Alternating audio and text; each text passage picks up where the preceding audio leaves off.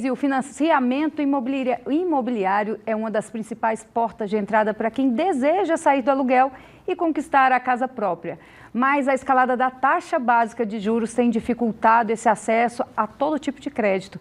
Para entender melhor sobre esse assunto, eu converso agora com o economista Adriano Paranaíba. Seja bem-vindo. Vamos falar um pouco, Adriano, sobre essa questão, como que a pessoa pode driblar esses juros para poder conquistar a casa própria. Seja bem-vindo, boa tarde. Obrigado, boa tarde. Uma coisa que é muito importante a gente entender é que a taxa do sistema imobiliário, uma série de taxas de juros que são cobradas, elas estão associadas, elas são influenciadas pela taxa básica de juros, que é a taxa Selic, que a gente tem no Brasil. E atualmente a taxa Selic, ela está exercendo um papel que nós chamamos de papel macroprudencial, que é subir a taxa de juros para controlar a inflação, porque a inflação está grande. Então, o mecanismo que o governo tem para fazer, para tentar controlar a inflação, é subir a taxa de juros, que hoje está nos 4,75% ao ano. Então, isso acaba influenciando e dificultando, sim, o financiamento imobiliário. E qual que é a dica para quem precisa comprar um imóvel, sair do aluguel, porque às vezes paga tão caro, às vezes na casa que está morando ou no apartamento, e quer passar para um imóvel próprio, com essas taxas tão altas? Esse é o momento? O que a pessoa deve fazer? Olha, nós temos que ver uma série de combinações de fatores para que a pessoa tome essa decisão.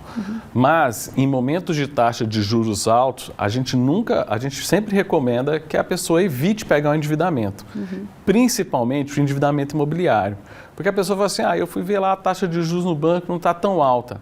Mas é uma taxa de juros que vai ser aplicada em juros compostos por mais de 20 anos. Os financiamentos imobiliários são muito grandes. Quando a gente pega um financiamento no automóvel, que são 48 meses, você já observa uma dívida muito maior do que o valor do veículo, imagina um financiamento imobiliário.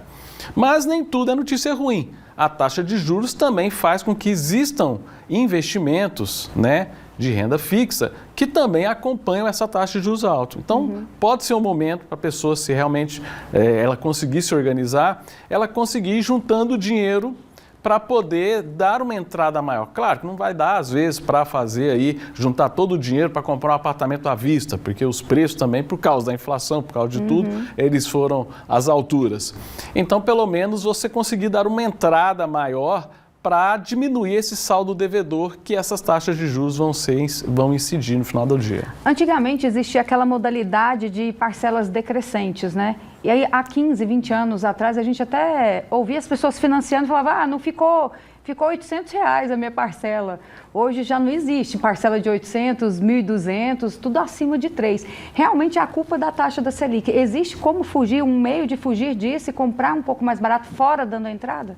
Na verdade, a taxa, essa modalidade que você falou, que é a tabela SAC de amortização constante, que acaba diminuindo, ela existe sim. E ela é a mais recomendada. Por quê? Porque você está sempre, desde a primeira parcela, você já está amortizando, você já está pagando a sua dívida. Certo. Na taxa Price, o método de financiamento Price, que é muito comum em veículos e motos, você vai primeiro pagando juros para depois amortizar, ou seja, lá na frente, quando você quer quitar, já viu? Quando você chega lá na metade do financiamento, você quer quitar e parece que não pagou quase nada, é porque você ficou muito tempo pagando juros. Então, a modalidade saque é a que a gente recomenda, porque você, desde a primeira parcela, já está amortizando o mesmo valor até a última parcela. Por isso que a parcela vai diminuindo. Agora sim, o não existir parcela de R$800 é porque não existe mais imóveis no valor de 10 anos atrás. Então, a taxa contribui, mas sim, o valor dos imóveis, o valor dos bens, o valor de tudo está muito mais caro do que há muito tempo atrás. Então, é dificilmente a gente encontrar uma parcela menor. Por isso que vale a pena a pessoa esperar um pouco, O financiamento imobiliário, o sair do aluguel é um sonho, mas a gente não pode correr o risco de transformar o sonho num pesadelo. Então, fazer uma organização financeira, se organizar, porque também não adianta mudar para casa própria e não conseguir pagar o financiamento, aí vai virando só tormento. Então, tentar pegar esse momento de taxa de juros e ver uma oportunidade de juntar um dinheiro com um rendimento melhor. Tem várias formas de investimentos hoje que estão acompanhando a taxa Selic, então é uma oportunidade de juntar um pouco de dinheiro para quando entrar num financiamento, pelo menos conseguir amortizar uma boa parte já de início, que aí as parcelas acabam ficando menores. Aquela coisa de você comprar, por exemplo, um lote em um local mais afastado, mas que com o tempo ele irá valorizar. Mas nesse momento agora ele está ali na faixa de uns 50 mil. Você compra, ele está lá valorizando, continua pagando. Pode ser também um meio, uma alternativa para quando valorizar, vender e comprar melhor o apartamento ou a casa no lugar, na região onde a pessoa deseja? Ou isso é mais uma enganação mental mesmo? Não, os antigos já diziam o ditado de quem compra terra não erra, né? Então, a gente observar o histórico, os imóveis, seja um lote, seja uma casa, eles têm um histórico de valorização muito grande. O imóvel valoriza, as cidades vão crescendo, aquele imóvel que estava longe já de repente já está envolvido já em bairros formados e tal. O grande problema de você comprar um lote, esperar a valorização dele para vender ele no momento oportuno, é que o imóvel tem um problema em si. Ele valoriza muito, mas ele tem o problema da liquidez. Depois é difícil vender.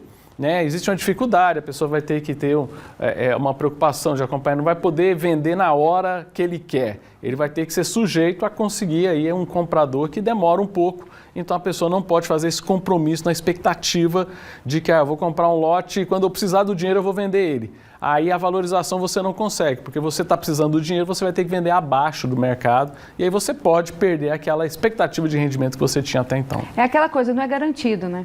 Exato, a gente não sabe. E esses imóveis do governo? Eles que são subsidiados e tudo, é uma boa opção?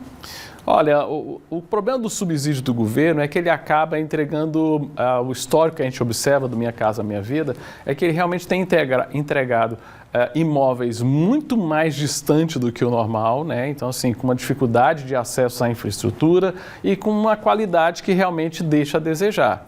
Então, assim, o grande problema para entrar nos programas do governo, nesse sentido, é que também muita gente entra, né, e depois não consegue pagar essas parcelas, por menor que seja. Então, há uma necessidade também de fazer uma avaliação, seja um imóvel subsidiado do governo, ou seja um imóvel que você está comprando aí com uma construtora ou com um banco. E tem que analisar também a questão das parcelas. São muitos anos pagando, né? Então, não pode comprometer ali o básico da renda familiar. Qual que é o recomendado? Quantos % pode comprometer a renda principal da família? As parcelas, por exemplo.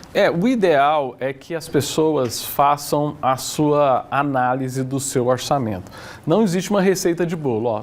Porque assim, se a gente fosse falar, o ideal seria você guardar um terço do seu dinheiro, um terço do dinheiro ser para esses gastos de financiamentos e um terço ser para gastos correntes. Mas nós sabemos que a realidade não é essa. A realidade do mundo real é que quando sobra alguma coisa foi milagre, né? Então, assim, é o aperto que todo mundo passa, né? É verdade. Então, o que a gente pede, o que a gente recomenda é que as pessoas façam acompanhamento das suas despesas e tenham uma noção das suas despesas como um todo, para ele sempre estar trabalhando, acreditando que a inflação vai comer a sua renda e que eu tenho que estar sempre buscando reduzir as minhas despesas e não aumentando. Por isso que você entrar num imóvel com uma parcela muito alta, independente da sua renda, é realmente muito perigoso com essas taxas de juros que nós estamos. Ok, Adriano Paranaíba, né? Economista, isso. Muito obrigada pelos seus esclarecimentos a respeito dessas taxas que estão altas, mas para quem tem esse anseio de querer adquirir um imóvel, é muito importante todos esses esclarecimentos para dar continuidade no sonho daqui para frente. Muito obrigada. Obrigado.